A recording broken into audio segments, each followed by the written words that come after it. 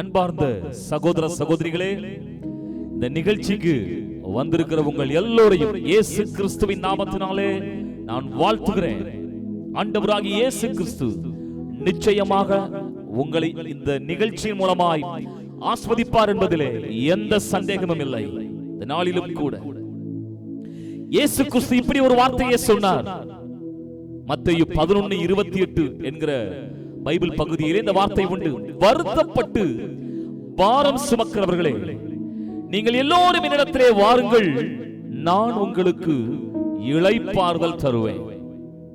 இந்த உலகத்திலே அநேக வருத்தங்கள், நெருக்கங்கள், போராட்டங்கள், நான் செய்த பாவத்தினாலே வந்த அந்த குற்ற மனசாட்சி, இந்த வியாதி, இந்த கடன் தொல்லை, என் வாழ்வில் நான் நெருக்கப்படுகிற நெருக்கத்திலிருந்து யார் என்னை விடுவிப்பார்? இந்த வருத்தத்திலிருந்து யார் என்னை காப்பாற்றுவார்? இந்த நாளிலும் கூட இந்த மாலை நேரத்திலே ஒரு நல்ல செய்தி உங்கள் காதுகளிலே விழுகிறது. வருத்தப்பட்டு பாரம் சுமக்கிறவர்களே, நீங்கள் யாராயிருந்தாலும் இயேசுவிடத்திலே வாருங்கள், அவர் உங்களுக்கு ஒரு இளைப்பாறுதல், மனதிலே ஒரு நம்பிக்கை. பிரியமான இந்த சூழ்நிலையில் இருந்து ஆண்டவர் உங்களை விடுவித்து ஒரு புதிய வழியை காண்பித்து உங்களை ஆஸ்வதிப்பார் என்பதிலே எந்த சந்தேகமும் இல்லை. உங்கள் வியாதிகள், உங்கள் கடன் பிரச்சனைகள், செய்த பாவத்தினாலே குற்ற மனசாட்சியிலே பாதிக்கப்பட்டு இந்த பாவத்தை எங்கே கொண்டு போய் தொலைப்பேன் என்று இந்த சத்தத்தை கேட்டுக் கொண்டிருக்கிற நீங்கள் யாராயிருக்கலாம், இயேசுவிடத்தில் வாருங்கள், அவர் உங்களை இளைப்பாற, ஒரு நிம்மதியை கொடுத்து ஒரு நித்தியமான வாழ்க்கைக்கு உங்களை அழைக்கிறார். பிரியமானவர்களே, இந்த நாளிலும் கூட இந்த நிகழ்ச்சியில் தொடர்ந்து நீங்கள் காணப்படுங்கள், சொல்லுகிற காரியங்களை கவனியுங்கள். கர்த்தர் உங்களை நிச்சயம் இந்த நாளிலே ஆசீர்வதிப்பார்.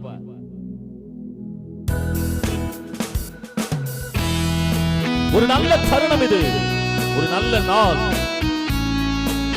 கர்த்தர் உங்களை ஆசீர்வதிக்கிற நாள். பாடல் வரிகளை கவனித்து கேளுங்கள். கர்த்தர் உங்களை சந்திக்கிறார், வாழ்க்கையை மாற்றுகிறார்.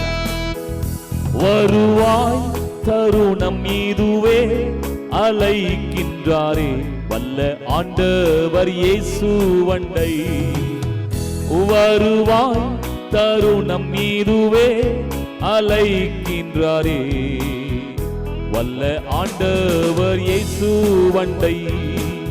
வாழ்நாளை எல்லாம் வீணாளாய் வருத்தத்தோடு கழிப்பதுயே, வாழ்நாளை எல்லாம் வீணாளாய் வருத்தத்தோடு கழிப்பதுயே.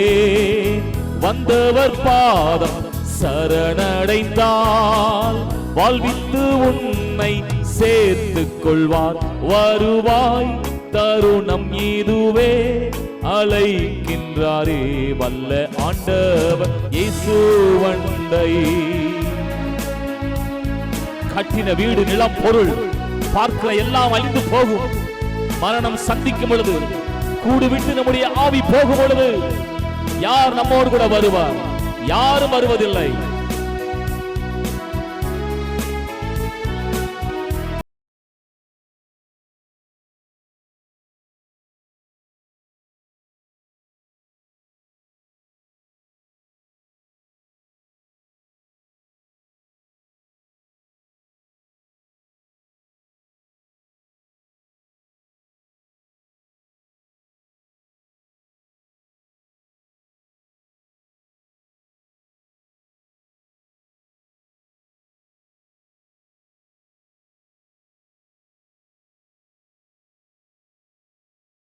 வல்ல ஆண்டவர் இயேசு உன்னை. அழகு இந்த உலகத்தில் காண்கிற எல்லாம் மாயையானது, அது நித்தியமற்றது, நிலை இல்லாதது. பிரியமானவர்களே, அது நம்மை மயக்கிடும், அதை நம்பிவிடாதே. ஆண்டவர் இருக்கிறார். அழகு மாயை, நிலைத்திடாதே, அதை நம்பாதே, மயக்கிடுமே. அழகு மாயை, நிலைத்திடாதே, அதை நம்பாதே, மயக்கிடுமே. மரணம் நாள் சந்திக்குமே. மறவாதே உன் இயேசுவை. வருவாய், தருணம் இது. உன்னை அழைக்கிறார் ஆவலாய். இயேசு உன்னை அன்போடு கூட அழைக்கிறார். உன் வாழ்க்கையில் இன்றைக்கு கூட தீராத பாவங்கள், செய்த பாவத்தினாலே மனதிலே குற்ற மனசாட்சியில் பாதிக்கப்பட்டு இந்த பாவத்தை எங்கே கொண்டு போய் துளைப்பேன் என்று இருக்கிறீர்களோ, வியாதிகள், விளைவினங்கள், கடன் பாரங்கள், என்ன செய்வேன்? கவலைப்படாதீர்கள். இயேசு உங்கள் வாழ்க்கையை அற்புதம் செய்வார். தீராத பாவம் வியாதியையோ, மாறாத உந்தன் பலவீனமோ, தீராத பாவம் வியாதியையோ, மாறாத உந்தன் பலவீனமும், கோரக்குருசில் சுமந்து தீர்த்தார். காயங்களால் நீ குணமடைய வருவாய், தருணம் மீதுவே அழைக்கின்றாரே வல்ல ஆண்டவர் இயேசு வண்டை. வானத்தின் கீழே பூமிக்கு மேலே ரட்சிக்கத்தக்க ஒரே நாமம், ஒரே தெய்வம் இயேசு கிறிஸ்து மட்டுமே. இவர் அண்டை வந்து பாருங்கள். உங்கள்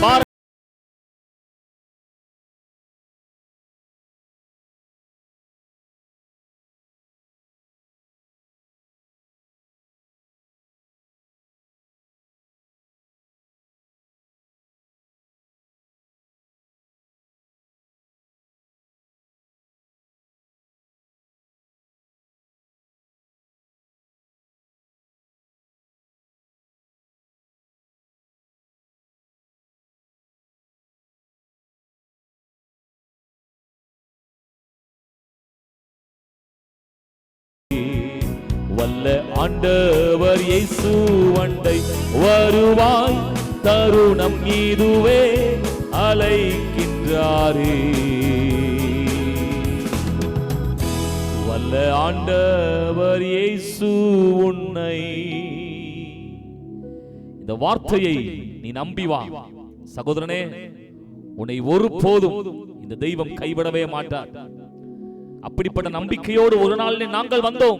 இந்த இயேசுவை நம்பினபடினால்தான். நீங்கள் யாராய் இருக்கலாம், எந்த மதம், எந்த இனம், எந்த மொழி, எந்த தேசம் என்று அவருக்கு ஒரு பொருட்டே அல்ல. இவர் ஒருவரே உலகத்தின் பாவத்தை சுமந்து தீர்த்த தேவாட்டுக்குட்டி. இவர் ஒருவரே சர்வத்தையும் சர்வலோகத்தின் மக்களையும் ரட்சிக்க வந்த ஒரே ரட்சகர். ஆகவே தான் இயேசு என்கிற பெயருக்கு அர்த்தமே இவர் ஜனங்களின் பாவங்களை நீக்கி ரட்சிக்கிறவர், காப்பாற்றுகிறவர், மீட்கிறவர், பாவங்களை மன்னிக்கிறவர். இந்த வார்த்தைகளை நம்பி இந்த இயேசுவின் மேலே உன் நம்பிக்கை வைக்கும் பொழுது சத்திய வாக்கை நம்பியே வா. அந்த பரலோக மேன்மை, நித்திய ஜீவனை உனக்கு தருவார். நித்திய ஜீவன் உனக்கு அளிப்பார். இந்த சத்திய வாக்கை நம்பியே வா. நித்திய ஜீவன் உனக்கு அளிப்பார். உன் பேரை ஜீவ புஸ்தகத்தில் உண்மையாய் என்று எழுதிடுவார். வாருங்கள், வருவாய், நல்ல தருணம் இதுவே அழைக்கின்றாரே. வல்ல ஆண்டவர் இயேசு உன்னை. வருவாய், தருணம் இதுவே அழைக்கின்றாரே. வல்ல ஆண்டவர் இயேசு உன்னை. இந்த ஆண்டவர் பாருங்கள், வேத புத்தகத்தில் நீங்கள் படித்து பார்க்கலாம். அவர் எங்கெல்லாம் சென்றாரோ அங்கெல்லாம் நன்மை செய்கிறவராய் சுற்றி திரிந்தார். ஜனங்கள் வியாதியோடு, பிசாசின் பிடிகளோடு, அநேக தேவைகளோடு கூட இருந்தார்கள். இவர்களை பார்த்த பொழுது பைபிளில் இப்படி ஒரு வசனம் சொல்லப்படுகிறது. அந்த திரளான ஜனங்களை பார்த்து மெய்ப்பனில்லாத ஒரு ஆடுகளைப் போல இருக்கிறார்களே என்று சொல்லி மனதுருகினார். இந்த நாளிலும் கூட உங்க சூழ்நிலையை பார்த்து ஆண்டவர் மனதுருகுகிறார். உங்க சூழ்நிலை அவருக்கு தெரியும். அருமையானவர்களே, ஆகவே தான் இந்த நாளிலும் கூட உங்க வாழ்க்கையில் இருக்கிற எந்த பிரச்சனையா இருந்தாலும் அந்த பிரச்சனையை தீர்த்து அன்றைக்கு நன்மை செய்கிறவராய் சுற்றி திரிந்தவர், ஜனங்களுக்கு நன்மைகளை, அற்புதங்களை, சுகத்தை, விடுதலையை தந்தவர். பைபிள்ல இப்படி ஒரு வசனம் உண்டு, இயேசு கிறிஸ்து நேற்றும் இன்றும் என்றும் மாறாதவராய் இருக்கிறார். ஆம், இன்றைக்கும் அவர் மாறாதவர், அவர் என்றைக்கும் மாறாதவர். இன்றைக்கும் உங்களுக்கு அற்புதம் செய்ய அவர் போதுமானவராய் இருக்கிறார். அவர் உங்களை நிச்சயமாக அற்புதம் செய்து உங்களை மகிழ்விப்பார். ஆகவே தேவ ஜனங்களே, நீங்கள் எங்களோடு கூட சேர்ந்து இந்த வார்த்தையை கவனியுங்கள். ஆமென். அவர் எங்கும் நிறைந்திருக்கிறவர். ஆமென். அவர் திராட்சை ரசத்தை, தண்ணீரை திராட்சை ரசமாய் மாற்றினவர், வியாதிகளை சுகமாக்கினவர், மரித்தவர்களை உயிரோடு எழுப்பினவர். இந்த இயேசு ஒருவரே மெய்யான தெய்வம். இந்த பாடல் வரிகளை கவனிக்கும்படி கேட்கிறேன். இயேசுவை நம்புங்கள். குற்றம் கூட, ஒரு குற்றம் கூட, ஒரு குற்றம் கூட செய்யாத ஒரே ஒரு தெய்வம் இயேசு மட்டும்தான். இயேசு மட்டும்தான். தன் எதிரிகளுக்காய் உயிரை கொடுத்த ஒரே ஒரு தெய்வம் இயேசு மட்டும்தான். இயேசு மட்டும்தான். இயேசு மட்டும்தான். இயேசு மட்டும்தான். இயேசு மட்டும்தான். இயேசு மட்டும்தான். பிரியமானவர்களே, இவர் எங்கும் நிறைந்திருக்கிறார். இன்றைக்கும் உங்கள் அருகிலே உங்களை தேடி வந்திருக்கிறார். அவர் சொல்லுகிறார், இதோ இதயத்தின் வாசற்படியிலே என்று கதவை தட்டுகிறேன். எவன் சத்தத்தை கேட்டு திறப்பானோ அவனுக்குள்ளே வருவேன் என்று சொல்லுகிற தெய்வம். எங்கும் நிறைந்த, எல்லாம் அறிந்த, எல்லாம் வல்ல தெய்வம். எங்கும் நிறைந்த, எல்லாம் அறிந்த, எல்லாம் வல்ல தெய்வம். உலகத்தை படைத்தவர், வணக்கத்துக்குரியவர் ஒரே ஒரு தெய்வம். உலகத்தை படைத்தவர், வணக்கத்துக்குரியவர் ஒரே ஒரு தெய்வம். பச்சை தண்ணீரை பலரசமாக்கி பரவசப்படுத்தின தெய்வம். பச்சை தண்ணீரை பலரசமாக்கி பரவசப்படுத்தின தெய்வம். மேல் ஜாதி கீழ் ஜாதி வித்தியாசம் பார்க்காத ஒரே ஒரு தெய்வம். மேல் ஜாதி கீழ் ஜாதி வித்தியாசம் பார்க்காத ஒரே ஒரு தெய்வம். ஒரு குற்றம் கூட, ஒரு குற்றம் கூட, ஒரு குற்றம் கூட செய்யாத ஒரே ஒரு தெய்வம் இயேசு மட்டும்தான். இயேசு மட்டும்தான். தன் எதிரிகளுக்காய் உயிரை கொடுத்த ஒரே ஒரு தெய்வம் இயேசு மட்டும்தான். இயேசு மட்டும்தான்.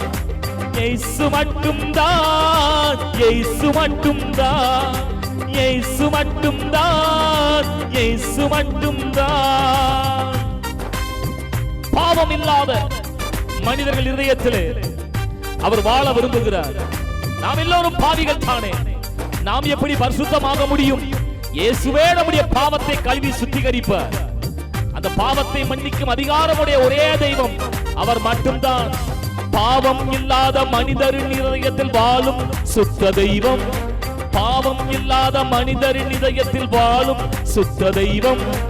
பாவத்தை மன்னிக்கும் அதிகாரமுடைய ஒரே ஒரு தெய்வம். பாவத்தை மன்னிக்கும் அதிகாரமுடைய ஒரே ஒரு தெய்வம். இலவசமாக நோயை போக்கி பேயை ஓற்றும் தெய்வம். இலவசமாக நோயை போக்கி பேயை ஓற்றும் தெய்வம். கொந்தளித்தெழுந்த கடலை கூட அடக்கி நிறுத்திய தெய்வம். கொந்தளித்தெழுந்த கடலை கூட அடக்கி நிறுத்திய தெய்வம். ஒரு குற்றம் கூட, ஒரு குற்றம் கூட, ஒரு குற்றம் கூட செய்யாத ஒரே ஒரு தெய்வம் இயேசு மட்டும்தான். இயேசு மட்டும்தான். இயேசு மட்டும்தான். இயேசு மட்டும்தான். இயேசு மட்டும்தான். இயேசு மட்டும்தான். இயேசு மட்டும்தான். இயேசு மட்டும்தான். இயேசு மட்டும்தான். இயேசு மட்டும்தான். சிலுவையில் தன்னை அறைந்தவரை கூட மன்னித்தார். மன்னிப்பின் தெய்வம் இந்த நாளிலே உங்களை மன்னிக்க அவளோடு இருக்கிறார். இவர் ஒருவரே தேவாதி தேவன், இவர் ஒருவரே கர்த்தாதி கர்த்தர், இவர் ஒருவரே ராஜாதி ராஜா.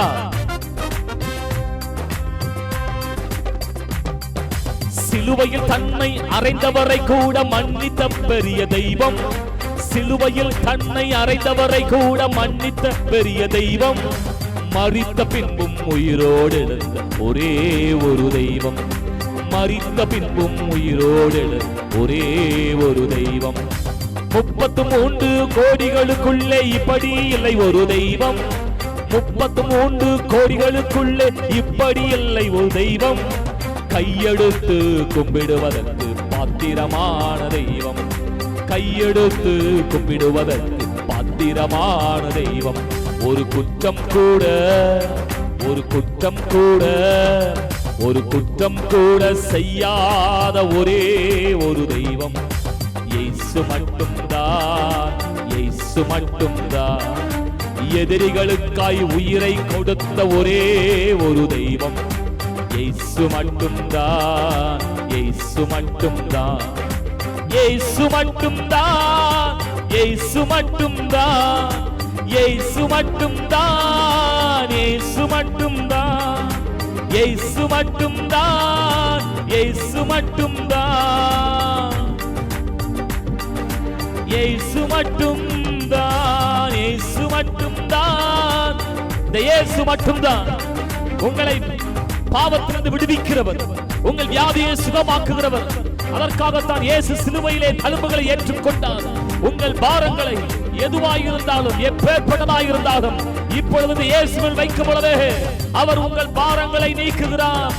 இயேசு மட்டும்தான், இயேசு மட்டும்தான். இதை கேட்கிறவர்களே, இயேசு கிறிஸ்து மரணத்தை ஜெயித்தெழுந்த ஒரே ஒரு தெய்வம். இந்த உலகத்தில் எத்தனையோ கல்லறைகள் உண்டு, மகான்களின் கல்லறைகள், பெரிய பெரிய ராஜாக்களின் கல்லறைகள், மரித்த எத்தனையோ கல்லறைகள் உண்டு, எல்லாம் மூடப்பட்டே இருக்கிறது. இந்த உலகத்தில் திறக்கப்பட்டிருக்கிற ஒரே கல்லறை, அந்த கல்லறை என்ன சொல்லுகிறது? அவர் இயேசு மரித்தது உண்மையானால் அவர் இங்கே இல்லை, அவர் சொன்னபடியே அவர் உயிர் தெழுந்த தெய்வம். இந்த நாளிலும் கூட மரணத்தையே ஜெயித்திருந்த தெய்வம். அவர் வாழ்ந்த பொழுது எத்தனையோ மரித்தவர்களை உயிரோடு கூட எழுப்பினார். இந்த நாளிலும் கூட உங்கள் வாழ்க்கையில் எத்தனையோ காரியங்கள் மரித்தது போல இருக்கிறது.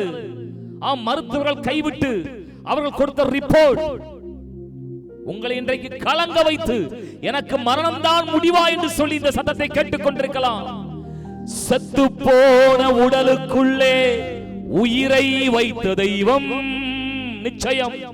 செத்து போன உடலுக்குள்ளே உயிரை வைத்த தெய்வம், ஆதரவில்லா அநாதைகளுக்கு அடைக்கலமான தெய்வம். யாரும் கைவிட்டிருக்கலாம், உறவுகள் கைவிட்டிருக்கலாம், நீங்கள் நம்பின இந்த மருத்துவம் மருத்துவர்கள் கைவிட்டிருக்கலாம்.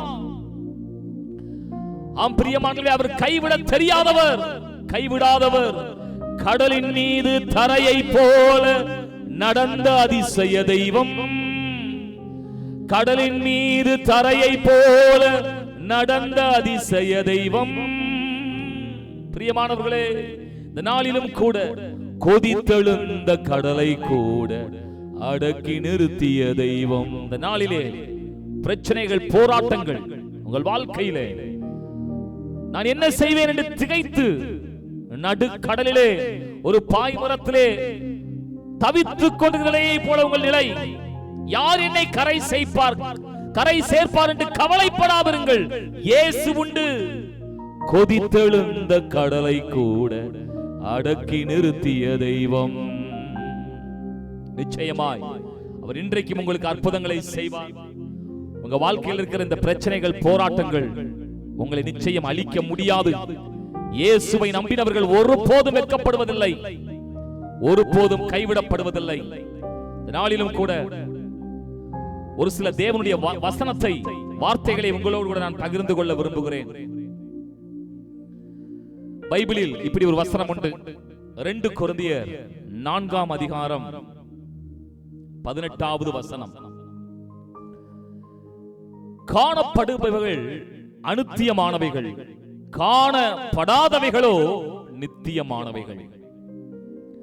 காணப்படுகிறவை தற்காலிகமானவை, காணப்படாதவையோ நிரந்தரமானவை. பிரியமானவர்களே, காண்பவை எல்லாம் நிலையற்றவை, காணாதவை என்றென்றும் நிலைத்திருப்பவை.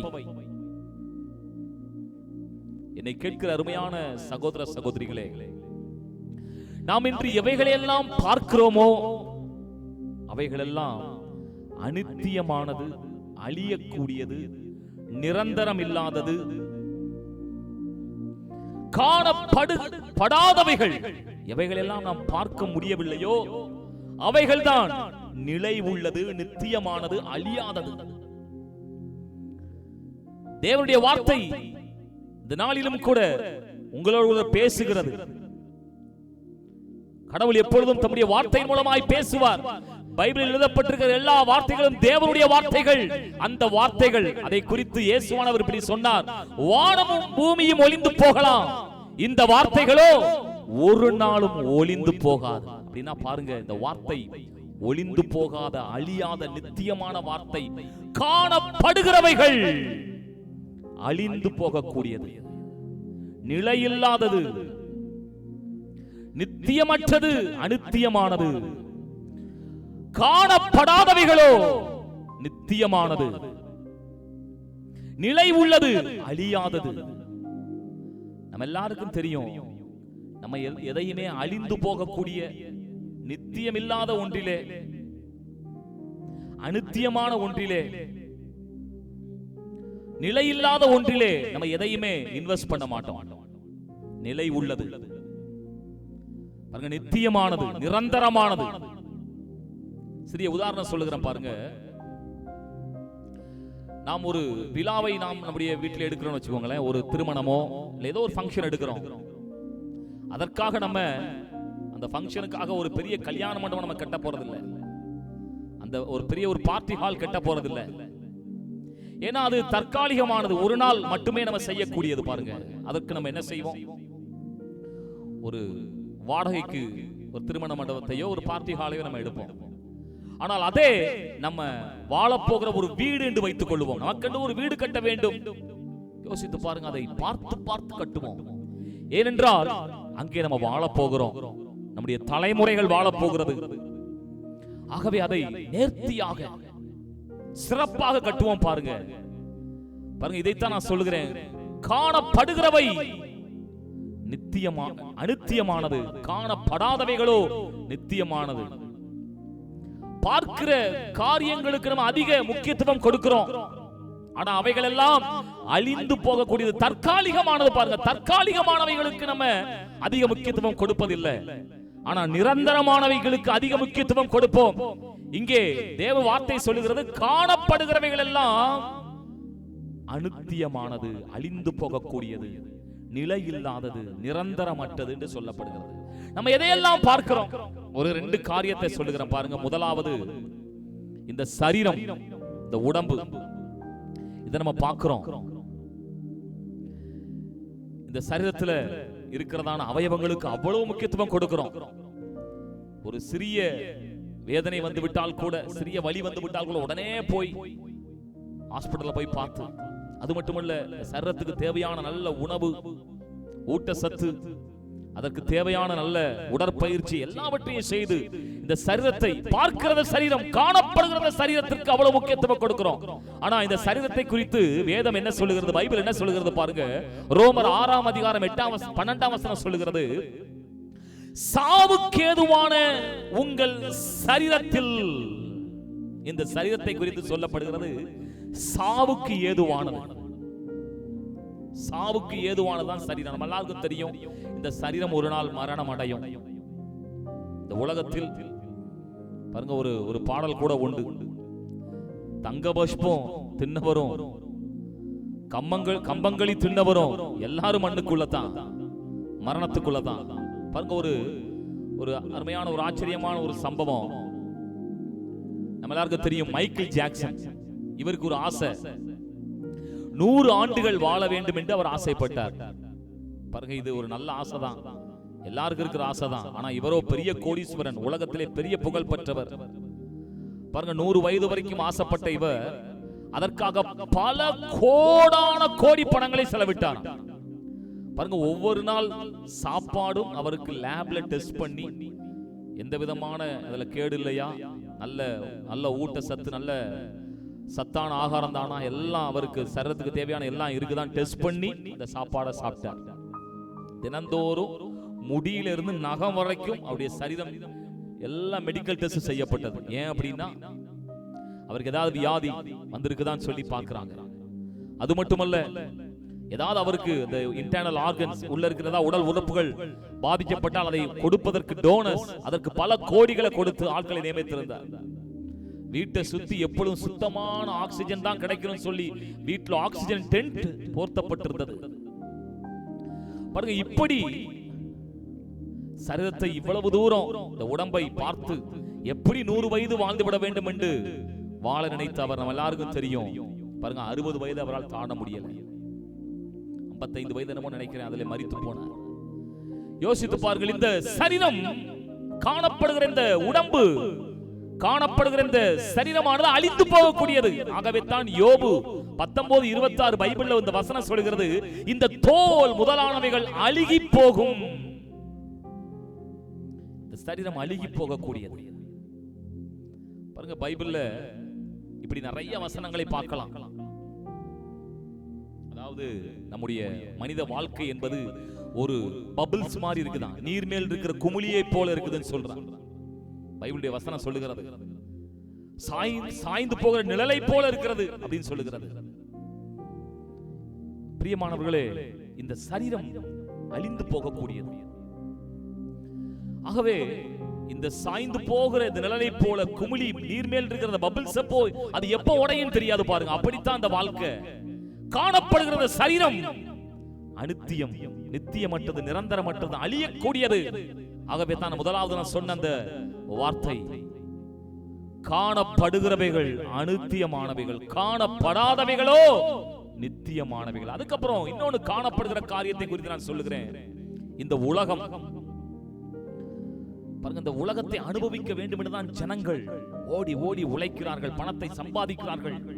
உலகத்தை அனுபவிக்க வேண்டும், நல்ல ஒரு வாழ்க்கை வாழ வேண்டும், இந்த உலகத்தில் அனுபவித்திராத எதுவுமே இருக்கக்கூடாதுன்னு சொல்லி எவ்வளவோ காரியங்களை பணத்தை சம்பாதித்து செலவழித்து பார்க்கிறார்கள். ஆனால் நம்ம காணக்கூடியதல்லவா இந்த உலகம்.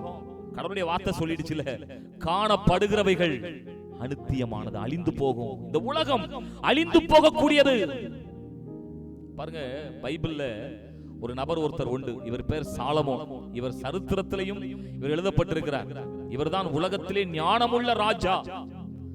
செல்வ செழிப்பிலே தன்னுடைய வாழ்க்கையை முழுவதுமாய் வாழ்க்கையில் அவர் அனுபவித்திராத எதுவுமே இல்லை. பாருங்க, அவரை குறித்து பைபிள்ல நிறைய காரியங்கள் சொல்லப்பட்டிருக்கிறது. இவரை போல ஒரு ஞானி 1 ராஜாக்கள் 4ஆம் அதிகாரம் 29 31 வசனத்தை நீங்க படித்து பார்த்தால் அங்கே சொல்லப்பட்டிருக்கிறது,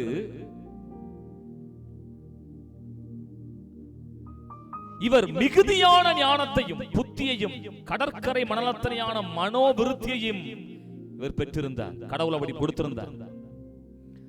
சாலமோனின் ஞானம் சிறந்ததாய் இருந்தது. சகல ஞானிகளை பார்க்கிலும் இவருடைய ஞானம் சிறந்ததாய் இருந்ததா. இவரது ஞான வார்த்தைகளை கேட்பதற்கு அநேக தேசங்களிலிருந்தே மக்கள் தேடி வந்தார்கள். இவரது கீர்த்தி அவர் வாழ்ந்த நாட்களிலே இவர் பிரபலமாய் இருந்தார். ஆனா இந்த உலகத்திலே பாருங்க, இப்படி அனுபவித்த இந்த ஞானி பாருங்க, இவர் ஞானத்துல சிறந்தவர் மட்டுமல்ல, அவருடைய வாழ்க்கை முறை பாத்தீங்கன்னா இந்த உலகத்துல யாரும் அனுபவிச்சிராத ஒரு வாழ்க்கை முறை. இவர் சாப்பாட்டை குறித்து பைபிள்ல ஒரு வசனம் சொல்லப்படுது.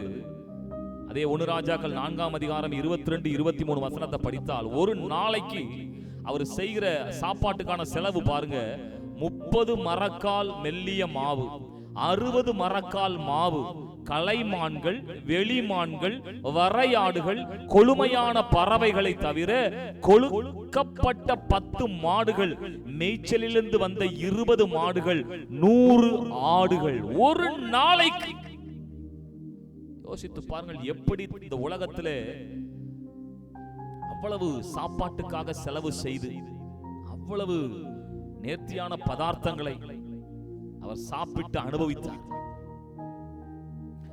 பாருங்க, இவரது உடையை குறித்து இயேசுவே சொல்லி இருக்கிறார். மத்தேயு 6ஆம் அதிகாரம் 28, 29 வசனத்தை படித்து பார்த்தால், சாலமோனை போல யாரும் உடுத்தினதில்லை என்று இயேசுவே சொல்லிவிட்டார். அந்த அளவுக்கு இவருடைய அந்த உடை அலங்காரங்கள் அவ்வளவு. அது மட்டுமல்ல, இவருடைய வீடு, அரண்மனை, இவரிடத்தில் இருந்த வேலைக்காரர்கள், இவரிடத்தில் இருந்த அந்த அதிகாரிகள், அவர்களுடைய நேர்த்தியான காரியங்களை பாருங்க. 1 ராஜாக்கள் 10ஆம் அதிகாரம் 4-7 வசனங்களை படித்து பார்க்கும் பொழுது, எல்லாம் அவருக்கு இருந்த எல்லாம் மிக நேர்த்தியாய் இருந்தது. அவரது ஊழியக்காரரின் வீடுகள், அவருடைய உத்தியோகஸ்தரின் வரிசைகள், அவன் வஸ்திரங்கள், அவன் பான பாத்திரங்கள், அவன் என்னென்ன காரியத்தை செய்திருந்தானோ எல்லாம் நேர்த்தியாய் செய்யப்பட்டிருந்தது. இதை சேபாவின் ராஜஸ்திரீ இதை பார்த்து அவள் ஆச்சரியப்படுகிறாள். பாருங்க, அவருடைய பிரஸ்தாபத்தை பார்த்த இவள் சொல்லுகிறாள், இவரை போல ஒரு ஞானமும் செல்வமும் கொண்ட ராஜா யாருமே இல்லை என்று சொல்கிற அளவிற்கு அப்படி இவருடையதான அந்த வாழ்க்கை முறை. இப்படிப்பட்ட ஒரு மனிதன். இது மட்டுமல்ல, படிப்பிலே அவருக்கு மிஞ்சினவர் யாரும் இல்லை. அவ்வளவு காரியங்களை படித்து அவ்வளவு காரியங்களை அறிந்தவராய் இருந்தார். ஆனால் இந்த உலகத்தை இப்படி அனுபவித்தவர் இப்படி ஒரு வார்த்தையை சொல்லி எழுதி தன்னுடைய வாழ்க்கையை முடிக்கிறார். பிரசங்கி அவர் எழுதின புஸ்தகம் பைபிள்ல இருக்குது. 1ஆம் அதிகாரம் 2ஆம் வசனத்துல சொல்லுகிறார், மாயை மாயை எல்லாம் மாயை என்று பிரசங்கி சொல்லுகிறான்.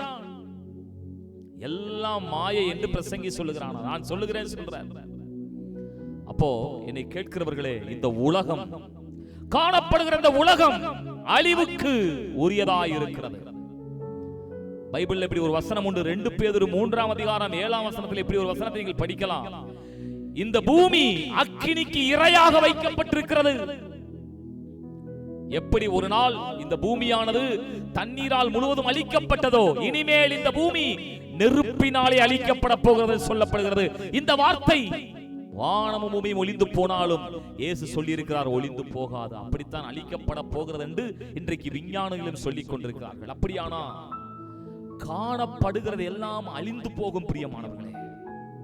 ஆனால் காணப்படாத நித்தியமானது, காணப்படாதது அழியாதது, காணப்படாதது உறுதியானது, அது என்ன? பாருங்கள், இந்த உடல் இருக்குது.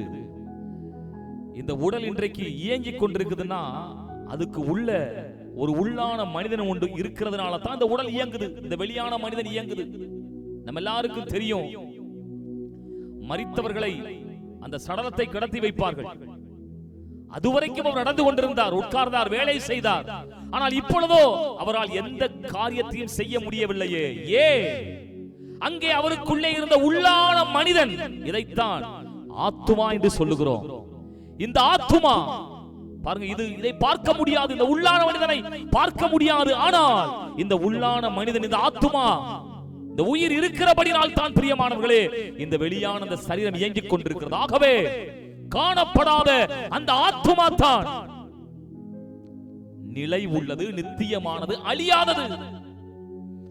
காணப்படாத இந்த ஆத்துமா, காணப்படாதவைகள் நித்தியமானவைகள், காணப்படாதவைகள் உறுதியானது, நிலை உள்ளது, அழியாதது. ஆகவே பிரியமானவர்களே, நித்தியமான இந்த ஆத்துமாவை குறித்த ஒரு காரியத்தை உங்களோட பேச விரும்புகிறேன். ஒரு மனிதன் இருந்தான். இயேசு கிறிஸ்து இந்த உதாரணத்தை, ஓமையை சொல்லுகிறார். லூக்கா எழுதின சுவிசேஷத்திலே சொல்லப்பட்டிருக்கிறது. ஒரு மனிதன், அவன் பெரிய பணக்காரன், நிறைய வியாபாரம் செய்கிறவன், அவனுக்கு நிறைய வயல்கள், வரப்புகள், ஏராளமான அந்த தோட்டங்கள், துறவுகள் இருந்தபடினாலே அதில் இருந்ததான வந்த எல்லா காரியத்தையும் பெரிய பெரிய பண்டக சாலை குடோனை கட்டி சேர்த்து வைக்கிறான். பாருங்க, இப்படி நல்ல நிறைய காரியங்களை, பொருட்களையும் பணங்களையும் சேர்த்து வைத்த பின்பு அவன் இப்படி ஒரு வார்த்தையை சொல்லுகிறான். லூக்கா 12ஆம் அதிகாரம் 19-20. ஆத்துமாவே, உனக்காக அநேக வருஷங்களுக்கு அநேக பொருட்கள் சேர்த்து வைக்கப்பட்டிருக்கிறது. ஆகவே நீ இளைப்பாரி புசித்து குடித்து சந்தோஷமாயிரு என்று ஆத்துமாவோட சொல்லுவேன் என்று தனக்குள்ளே சிந்தித்து சொல்லிக் கொண்டிருக்கும் பொழுதே தேவன் பேசுறார். பாருங்க, தேவனோ அவனை நோக்கி, மதிகேடனே, நம்ம பாஷையில சொல்லணும்னா முட்டாளே, உன் ஆத்துமாவிடத்திலிருந்து இந்த ராத்திரியில் எடுத்துக் கொள்ளப்படுமானால் நீ சேகரித்தவைகள் யாருடையதாக என்று இயேசு கேட்டார். பரலோக தேவன் கேட்டார், உனக்குள்ளே இருந்து இன்றைக்கு இந்த ஆத்துமா எடுக்கப்படுமானால் நீ சேர்த்து வைத்தவைகள் யாருடையதாகும்? இந்த நாளிலே காணப்படுகிற இந்த பணம், பொருட்கள், எத்தனையோ காரியங்களை அதற்கு முக்கியத்துவம் கொடுத்து ஓடிக்கொண்டிருக்கிற சகோதரனே, சகோதரியே, உனக்குள்ளே ஆத்துமா என்று ஒன்று இருக்கிறது, மறந்து விடாதே. அந்த ஆத்துமா எடுக்கப்படும் பொழுது நீ சேகரித்தவைகள் யாருடையதாகும்? ஆகவே தான் இயேசு இப்படி ஒரு வார்த்தையை சொன்னார். மனுஷன் உலகம் முழுவதையும் ஆதாயப்படுத்தினாலும் தன்னுடைய ஆத்துமாவை நஷ்டப்படுத்தினான், கெடுத்துக் கொண்டால் அவனுக்கு லாபம் ஒன்றுமே இல்லை. உலகம் முழுவதையும் அவன் ஆதாயப்படுத்தலாம், ஆனால் ஆத்துமாவை நஷ்டப்படுத்தினால் அவனுக்கு லாபம் ஒன்றுமில்லை என்று அவர் சொல்லுகிறார். நாளிலும் கூட என்னை கேட்கிற அருமையானவர்களே, ஒரு நபரை குறித்து நான் ஒரு செய்தித்தாளில் படித்த பொழுது மிகுந்த வேதனையாய் இருந்தது. நம்ம எல்லாருக்கும் காஃபி டே அப்படிங்கிற ஒரு காஃபி கடையை பத்தி தெரியும். இது நம்ம நினைக்கிறது போல ஏதோ சின்ன டீ கடை அல்ல. உலகம் முழுவதும் பெரிய பெரிய மால்களிலே இருக்கிற பெரிய பெரிய இந்த காஃபி ஷாப், இது உலகம் முழுவதும் தன்னுடைய கிளைகளை வைத்திருக்கிறது. காஃபி டே இதனுடைய ஓனர் யாருன்னா கர்நாடகா முன்னாள் முதலமைச்சர், அவருடைய மருமகன் சித்தார்த்தையா. பாருங்க, இவர் நம்ம கர்நாடகா மாநிலத்தை சார்ந்தவர். உலகம் எங்கும் இவருக்கு இந்த காஃபி டேங்கிறதான இந்த காஃபி ஷாப் இருக்குது. இதுல ஒரு காஃபி நம்ம நினைப்பதோட 10 ரூபாய் 20 ரூபாய் இருக்க முடியாது. எல்லாம் 100க்கு மேலதான், 100 ரூபாய்க்கு மேலதான் இங்க காஃபியே இருக்கும். இவருடைய இந்த காஃபி டேங்கிற இந்த காஃபி கடையில ஒரு நாளைக்கு 8 கோடி காஃபி கப் விக்குமா. ஒரு நாளைக்கு 1 ரூபாய் லாபம் கிடைச்சாலும் யோசித்து பாருங்க, ஒரு நாள் 8 கோடி சம்பாதிக்கிறார். இப்படி சம்பாதித்தவர் இன்னும் அந்த வியாபாரத்தை பெருக்க நினைத்து கடன் வாங்கினார். இந்த கடன் பாருங்க இவரை மூழ்கடித்தது. நம்பிக்கை இழந்தார், தற்கொலை பண்ண வேண்டும் என்று முடிவெடுத்தார். பாருங்க, ஒரு நாளைக்கு 8 கோடி சம்பாதித்த பணத்தை, பணம், பொருள், அதிகாரம் எல்லாம் இருந்தது, செல்வாக்கு இருந்தது. இவருடைய மாமனார் தான் முன்னாள் முதலமைச்சர் கிருஷ்ணா, அவர்தான், அவருடைய மருமகன் தான் இவர். அப்ப எவ்வளவு செல்வாக்கு பெற்றவராய் இருந்திருக்க முடியும். ஆனாலும் நம்பிக்கை இல்லாமல் தற்கொலை செய்து அவர் மரித்தார். பணம் ஒரு மனிதனுடைய ஆத்துமாவை காப்பாற்ற முடியாது. இந்த உலகத்தின் அதிகாரங்கள், மனிதர்கள், பிரியமானவர்களே, இந்த ஆத்துமா மிக மிக முக்கியமானது. ஆகவே தான் காணப்படாத இந்த ஆத்துமா நித்தியமானது என்று சொல்லி உங்களோடு பேசிக் கொண்டிருக்கிறேன். நீதிமொழிகள் என்கிற புஸ்தகத்திலே இப்படி எழுதப்பட்டிருக்கிறது, இந்த ஆத்துமாவை குறித்த அறிவில்லாமல் இருப்பது நல்லதல்ல. ஆகவே உங்கள் ஆத்துமாவை குறித்த ஒரு அறிவு இன்றைக்கு உங்களுக்கு உண்டாகட்டும். பார்க்கிற இந்த சரீரம் அது அழிந்து போகக்கூடியது, ஆனால் பார்க்க முடியாத இந்த ஆத்துமா நித்தியமானது. அருமையானவர்களே, அப்படியானால் இந்த ஆத்துமா அழிக்கப்படாமல் இருக்க என்ன செய்ய வேண்டும்? இந்த ஆத்துமாவை அழிக்கக்கூடியது என்ன? பாவம் தானே. பாவம் தானே ஒரு மனிதனை, பைபிள் எப்படி ஒரு வசனம் உண்டு, நீங்க எல்லாருக்கும் அந்த வசனம் தெரியும், பாவத்தின் சம்பளம் மரணம். பிரியமானவர்களே, பாவம் பாருங்க ஒரு மனிதனை இந்த உலகத்திலேயும் வாழ விடாத அழித்து விடும். அது எல்லாவற்றுக்கும் மேலாக செய்த பாவத்திற்கு நித்தியமான ஒரு நரக ஆக்கினை என்பது உண்டு. பிரியமானவர்களே, பாவத்தின் சம்பளம் மரணம். அப்படியான இந்த ஆத்துமாவை ரட்சிக்க கூடியது, இந்த ஆத்துமாவை காப்பாற்றக்கூடியவர் யார்? இந்த ஆத்துமாவில் இருக்கிற பாவத்தை கழுவக்கூடியவர் யார்? பைபிள்ல ஒரு வசனம் சொல்லப்படுது, இயேசு கிறிஸ்துவின் இரத்தம் சகல பாவங்களையும் நீக்கி உங்களை சுத்திகரிக்கும். இந்த நாளிலே செய்த பாவத்தை எங்கே கொண்டு போய் தீர்ப்பேன் என்று நீங்கள் கலங்காதிருங்கள். நீங்கள் எங்கும் செல்ல வேண்டியதில்லை. நீங்கள் இருக்கிற இடத்திலிருந்து இயேசுவே என் பாவத்தை மன்னியும் என்று கேட்கிற அந்த நொடி பொழுதிலே, இயேசுவே என் பாவத்தை மன்னியும் என்று கேட்கும் பொழுது அப்பொழுதே உங்கள் பாவத்தை மன்னிப்பார். இந்த இயேசுவிடத்திலே விசுவாசமாய் மனம் திரும்பி வாருங்கள். எந்த நம்பிக்கையும் எந்த காரியத்தையும் யோசிக்காதிருங்கள். இன்றைக்கு உங்கள் ஒரே நம்பிக்கை இயேசு மேலே வைத்து இயேசுவே என் பாவத்தை நீர் மன்னியும் என்று நீங்கள் கேட்கும் பொழுது, அருமையானவர்களே பாருங்க, அன்றைக்கு இயேசு ஒரு ஓமையை சொன்னார், ஒரு உதாரணத்தை சொன்னார். ஒரு மனிதன் இருந்தான், அவனுக்கு 2 பிள்ளைகள். இளைய மகன் துன்மார்க்கமாய் வாழ்ந்து பாவத்திலே வாழ்ந்து நண்பர்களோடு கூட அவன் தூர தேசத்துக்கு போனான். எல்லா பணத்தையும் அளித்தான், பாவம் செய்தான், எல்லாம் போனது. கடைசியில் அனாதையாய் நிற்கிறான். அப்பொழுது நினைத்து பார்க்கிறான், என் தகப்பன் எவ்வளவு பெரிய ஐஸ்வர்யவான், அவரிடத்தில் இல்லாதது ஒன்றுமில்லையே, வேலைக்காரர் கூட நல்லா சாப்பிடுறாங்களே அப்படின்னு சொல்லி அவன் புத்தி தெளிந்து மனம் திரும்பி மீண்டும் தகப்பனிடத்திலே வந்தான். தகப்பன் அவனை பார்த்து சொன்ன வார்த்தை, என் குமாரன் இவன் மரித்தான், இப்பொழுது திரும்பவும் உயிர்த்தான் என்று சொல்லுகிறார். ஆம் பிரியமானவர்களே, பாவம் நம்முடைய வாழ்க்கையின் எல்லாவித நன்மைகளை அழித்து விடுகிறது. அப்படிப்பட்ட எல்லாம் போய்விட்டது, நிம்மதி இல்லையே, என் வாழ்க்கையில் என்ன செய்வேன் என்று யோசித்துக் கொண்டிருக்கிற சகோதரனே சகோதரியே, இயேசு கிறிஸ்து உன்னை வாழ வைக்க விரும்புகிறார், உன் பாவத்தை மன்னிக்க விரும்புகிறார். இன்றைக்கு கேட்கலாம், என் பாவத்தை இயேசு எப்படி மன்னிக்க முடியும்? நீங்கள் பாவத்திற்கான தண்டனையை ஏற்றுக்கொள்ள கூடாது, அனுபவிக்க கூடாது, அடையக்கூடாது என்பதற்காகத்தான் இயேசு கிறிஸ்து சிலுவையிலே பாவத்தின் தண்டனையை ஏற்றுக்கொண்டார். இதற்கு ஒரு நல்ல உதாரணம் சொல்லுகிறேன் பாருங்கள். ஒரு தகப்பனுக்கு ஒரு மகன் இருந்தான். அவன் சிறு பிராயத்திலிருந்தே ரொம்ப தீமையான காரியங்கள், பாவமான காரியத்திலே வளர்ந்து வந்தான். தகப்பன் எத்தனையோ முறை அறிவுரை சொன்னார், நீ இப்படி இருக்க கூடாது, ஒரு நல்ல வாழ்க்கை வாழ வேண்டும். கேட்கவில்லை. தீய நண்பர்களோடு சேர்ந்து பொல்லாத காரியங்களை செய்து வந்தான்.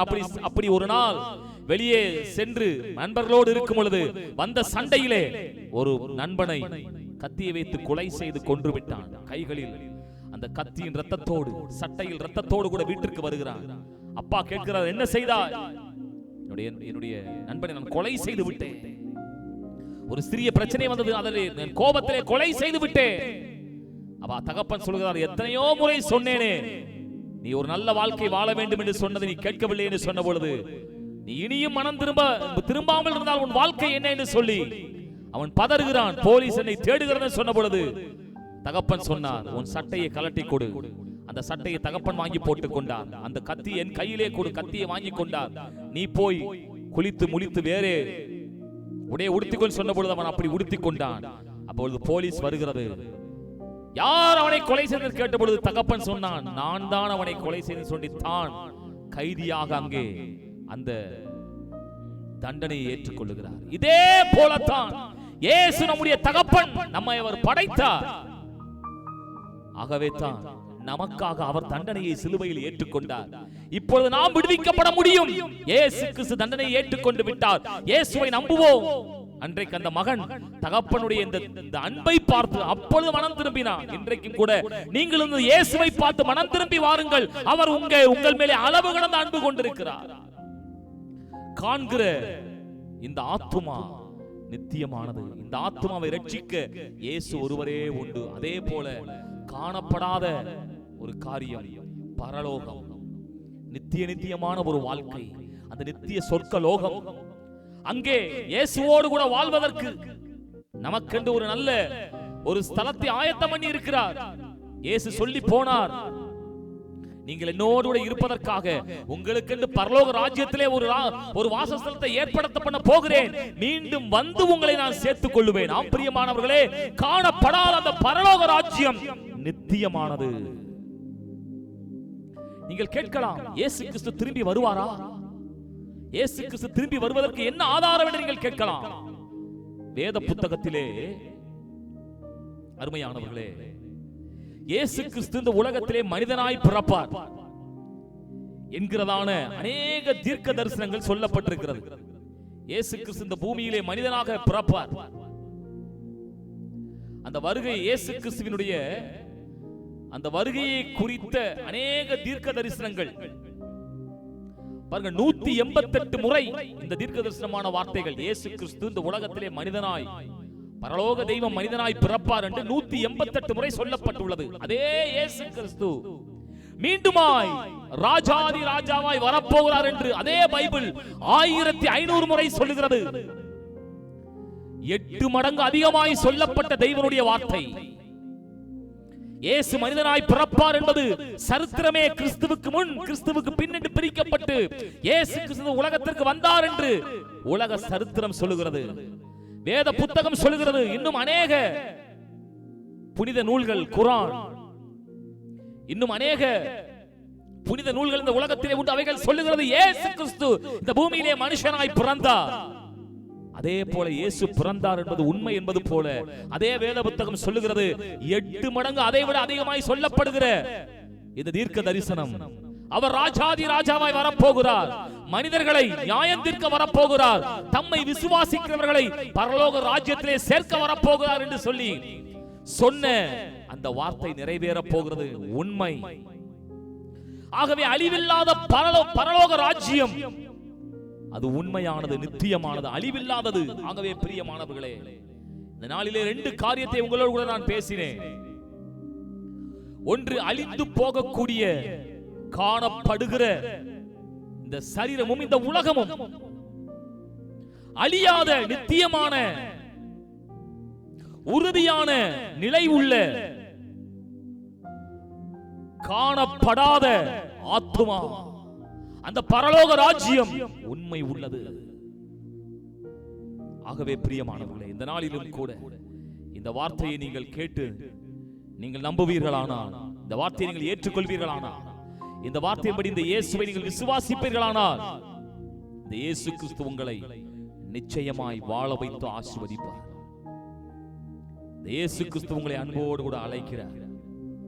இந்த இயேசு கிறிஸ்து உங்களை நிச்சயமாகவே அவர் உங்கள் வாழ்க்கையிலே மிகப்பெரிய காரியங்களை செய்து உங்களை வாழ வைக்க அவர் இன்றைக்கு ஆயத்தமுள்ளவராய் இருக்கிறார். அவர் வார்த்தை உண்மை உள்ளது. பிரியமானவர்களே, அவர் அன்பு மாறாதது.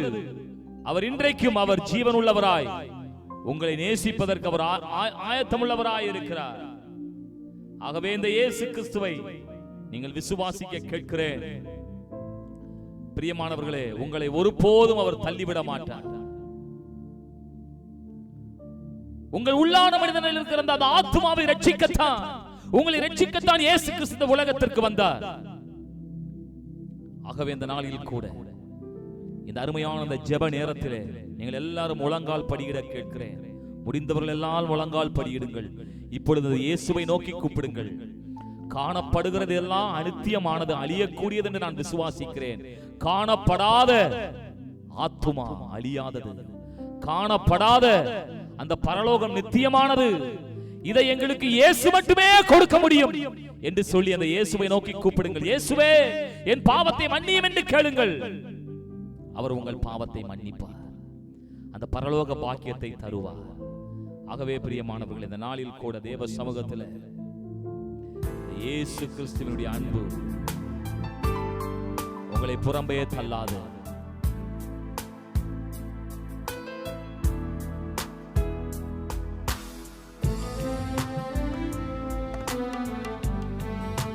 இயேசுவை நோக்கி பார்த்து, இயேசுவே, என் பாவத்தை மன்னியும், நான் மனம் திரும்பி நான் வருகிறேன், என்னை ஏற்றுக்கொள்ளும். கேட்கலாமா? இயேசுவை நோக்கி பார்ப்போம்.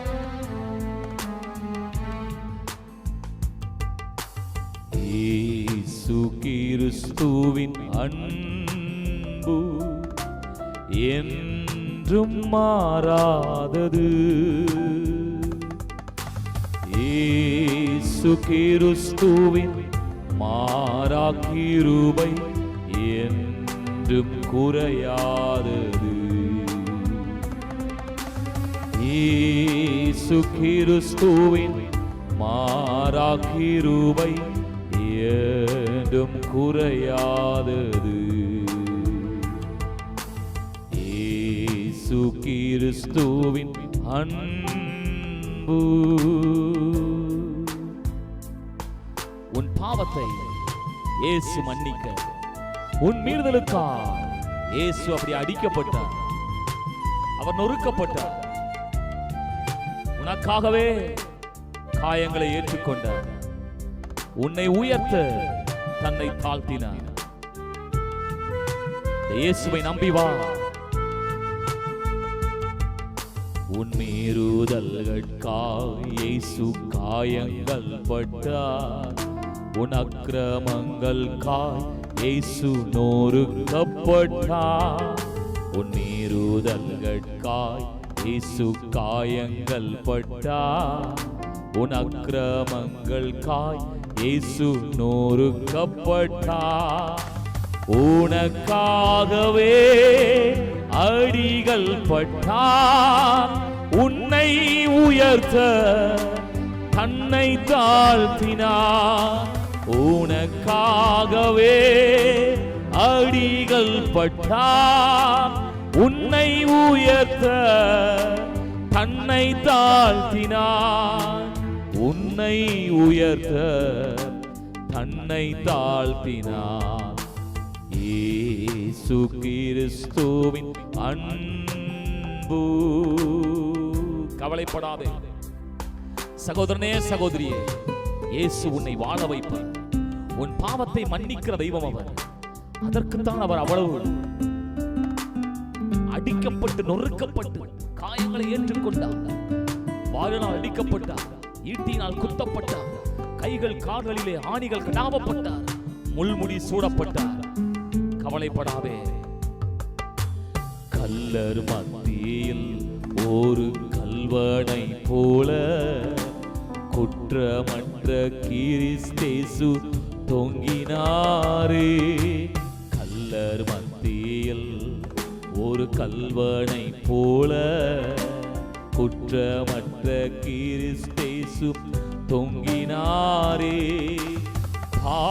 உனக்காய் அவர் கரங்கள் பாரசிலுவை சுமக்கின்றதே. பாவி உனக்காய் அவர் கரங்கள் பாரசிலுவை சுமக்கின்றதே. பாரசிலுவை சுமக்கின்றதே. இயேசு கிறிஸ்துவின் அன்பு. அன்பானவரே, இன்றைக்கும் உன்னுடைய வியாதிகள், உன்னுடைய பலவீனங்கள், இந்த நோய்கள், இந்த கடன் பாரங்கள், யார் எனக்கு ஒரு விடுதலை தருவார் என்று கண்ணீர் வடித்துக் கொண்டிருக்கிற சகோதரனே, சகோதரியே, இயேசு உனக்காய் இருக்கிறார். உன் பாரத்தை அவர் மேல் வைத்து விடு. அவர் உன்னை ஆதரிப்பார். உன்னை ஆதரித்து உன்னை விடுவித்து உன்னை சுகப்படுத்துவார். உன் வாழ்க்கையை ஆசீர்வதிப்பார்.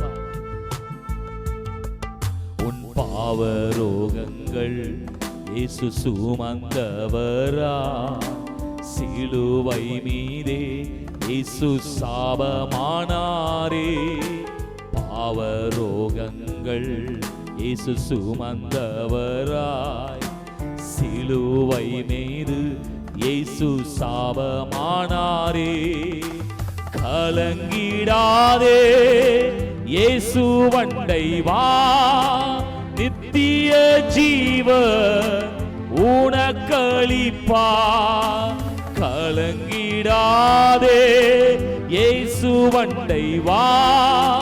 நித்திய ஜீவ உனக்களிப்பா. நித்திய ஜீவ உனக்களிப்பா.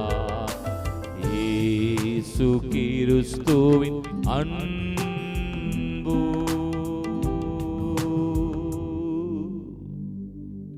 இந்த இயேசுவின் அன்பு இன்று உன்னை சந்தித்திருக்கிறது. ஒரு நல்ல வார்த்தையை ஆண்டவர் உங்கள் காதுகளிலே தொனிக்க பண்ணியிருக்கிறார். காணப்படுகிற இந்த உலகம் அழியக்கூடியது பிரியமானவர்களே. காணப்படாத உள்ளா இருக்கிற அந்த ஆத்துமா, உள்ளான மனிதன் அந்த பரலோக ராஜ்யத்திலே இயேசுவோடு கூட வாழ்வதற்கு தயங்கிடாதே. இன்றைக்கு இப்பொழுது தாவி ஓடி வா. தந்தை இயேசுவை சொந்தம் கொள்ளவா. தயங்கிடாதே, பயப்படாத. இயேசு உன்னை அள்ளி அணைக்க ஆவலுள்ளவராய் இருக்கிறார். நீ அவருடைய பிள்ளை, நீ அவரால் படைக்கப்பட்டவர். ஆகவே நீ கலங்க வேண்டாம், கலங்கிடாதே, நீ தாவி ஓடி வா. அன்பர் இயேசுவை சொந்தம் கொள்ளவா. அன்பர் இயேசுவை சொந்தம் கொள்ளவா. இயேசு கிறிஸ்துவின் அன்பு. என்னோடு கூட சேர்ந்து இந்த ஜெபத்தை சொல்லுங்கள். நல்ல அன்பின் இயேசுவே, இந்த நாளிலும் இந்த உம்முடைய வார்த்தைகளை நான் நம்புகிறேன், விசுவாசிக்கிறேன். நான் காணப்படுகிற, நான் பார்க்கிற இவைகள் எல்லாம் அழிந்து போகும் என்பதை நான் விசுவாசிக்கிறேன். அழியாத ஒன்று உண்டு, எனக்குள்ளாய் இருக்கிற ஆத்துமா. அழியாத ஒன்று உண்டு, அந்த பரலோக ராஜ்யம். இதை எங்களுக்கு கொடுப்பவர் இயேசு கிறிஸ்து மட்டுமே. என் ஆத்துமாவிலே, என் உள்ளான மனுஷன், என் வாழ்க்கையில் இருக்கிற பாவத்தை இயேசுவே மன்னியும். நான் பாவம் செய்திருக்கிறேன், என்னிலே பாவம் இருக்கிறது. என் பாவத்தை கழுவி சுத்திகரியும். என்னை உம்முடைய பிள்ளையாய் மாற்றும். எனக்கு அந்த பரலோக ராஜ்யத்தை தாரும். அதே போல் இந்த உலகத்தில் ஒரு நல்ல வாழ்க்கை வாழ, அதற்குத்தானே சிலுவையில் அந்த பாடுகளை பற்றி நான் நிம்மதியாய் வாழ, சமாதானமாய் வாழ, நான் வியாதி இல்லாமல் வாழ, கடன் பிரச்சனை இல்லாத ஒரு நம்பிக்கை உள்ள ஒரு நல்ல வாழ்க்கை எனக்கு வேண்டுமே. இயேசுவே எனக்கு உதவி செய்யும், எனக்கு உதவி செய்யும். நான் உம்மண்டை வருகிறேன், உம்மை விசுவாசிக்கிறேன், என்னை ஏற்றுக்கொள்ளும். பிரியமானவர்களே, இந்த நாளிலும் கூட இந்த அன்பின் சத்தம், இயேசுவின் சத்தம் உங்கள் காதுகளிலே விழுந்திருக்கிறபடினாலே நீங்கள் பாக்கியவான்கள், நீங்கள் ஆசீர்வதிக்கப்பட்டவர்கள். நாங்கள் எல்லாம் உங்களை இந்த இயேசுவின் வார்த்தை மூலமாகத்தான் சந்தித்தோம். எங்களிடத்திலே சொல்வதற்கு ஒன்றுமில்லை, இது எங்கள் மேல் விழுந்த கடமை. அதைத்தான் நாங்கள் உங்களுக்கு சொல்லி இருக்கிறோம்.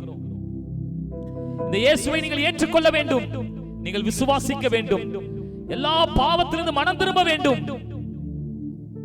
இந்த இயேசு கிறிஸ்துவை பற்றி இன்னும் நீங்கள் அறிய விரும்பினால் முடிவிலே வருகிற எங்களை தொடர்பு கொள்ளக்கூடிய அந்த தொலைபேசி எண்ணிலே பாருங்கள், இந்த ஸ்கிரீன்ல கூட இருக்குது, அதிலே தொடர்பு கொண்டு எங்களோடு நீங்கள் பேசுங்கள். இந்த இயேசு கிறிஸ்துவை இன்னும் அதிகமாய் நாங்கள் உங்களுக்கு அறிவிக்க நாங்கள் ஆவல் உள்ளவர்களாக இருக்கிறோம். உங்களது தேவைகள் எதுவாய் இருந்தாலும் அதற்காக நாங்கள் ஜெபிக்க ஆவல் உள்ளவர்களாக இருக்கிறோம். இயேசு கிறிஸ்து நிச்சயமாய் உங்கள் வாழ்க்கையை மாற்ற வல்லவர். ஆகவே பிரியமானவர்களே, இந்த நாளிலும் கூட இதிலே பாடப்பட்ட பாடல்கள், இதிலே சொல்லப்பட்ட ஒவ்வொரு தேவனுடைய வசனங்கள், வார்த்தைகள் உங்கள் வாழ்க்கைக்கு நிச்சயமாய் பிரயோஜனமாய் இருந்திருக்கும். நாங்கள் விசுவாசிக்கிறோம். கர்த்தர் உங்களை மெய்யாகவே ஆசீர்வதிப்பார் என்பதில் எந்த சந்தேகமும் இல்லை.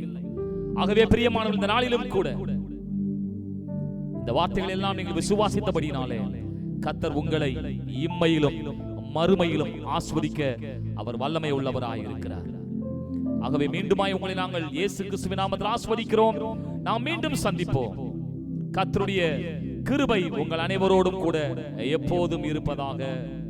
Thank you. God bless you.